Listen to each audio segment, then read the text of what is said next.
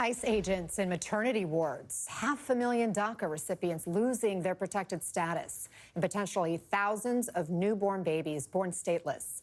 That is what the Trump administration is planning for should the Supreme Court overturn birthright citizenship, according to a new document from the U.S. Citizenship and Immigration Services. Of the plan, Slate's senior writer, Mark Joseph Stern, writes, quote, "It paves the way for people who spend their entire lives in the United States to be deported to countries in which they've never stepped foot or to be condemned to the limbo of statelessness."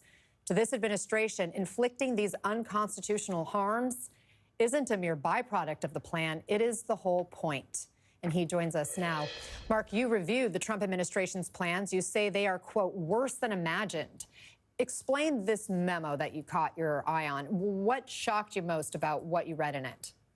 So it looks like this administration is taking a maximalist approach in its assault on birthright citizenship. And that has been an open question because for months, federal courts had prevented the U.S. government from even beginning to plan the implementation of this executive order, finding that it violated the 14th Amendment. But in June, the Supreme Court expressly allowed officials to move forward with that planning stage. So this is our first glimpse of what it would look like. And what we see is that this administration doesn't plan to give any kind of grace period to the children of undocumented immigrants. It will render them non-citizens and deportable from the moment of birth. The administration has also repealed a 14-year-old rule that barred ICE from entering and committing enforcement actions in and around hospitals. So the government now has a setup where it can send ICE agents into maternity wards, as you said, to monitor births, to demand papers from new mothers and fathers, and to potentially take away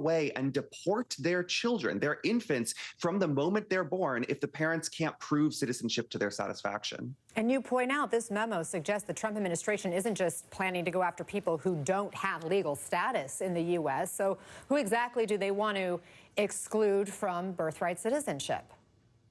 Pretty much everyone who is not a citizen or a green card holder would be barred from having their children receive U.S. citizenship at birth. Trump's order didn't clarify exactly how far it would go. He said that people on student visas and work visas wouldn't be able to get citizenship for their children. But now the government has gone way further. It has introduced a dozen new classes of people whose children would be stripped of birthright citizenship if this takes effect. That includes the children of asylum seekers, the children of DACA recipients, so-called dreamers, the children of people with temporary protected status. These amount to millions and millions of immigrants who, it bears repeating, are lawfully present, often lawfully working. They have every right to be here, but this order, as interpreted by the U.S. Citizenship and Immigration Services, would prevent all of their children from getting citizenship. And in a lot of cases, it would mean that a lot of those children would simply be stateless. You talked about how this could look in practice if a woman has a baby, if she's not an American citizen, how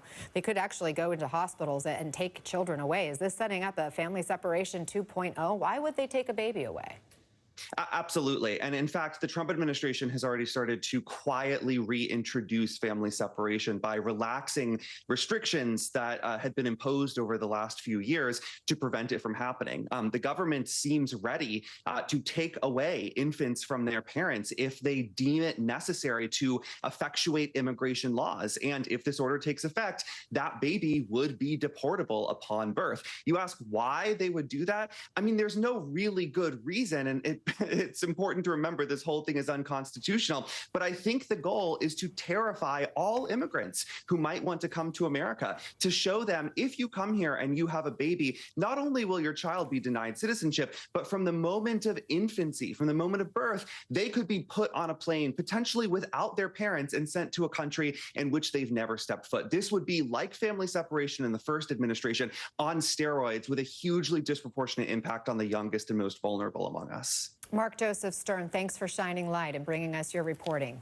Appreciate it. Thank you. Up next here on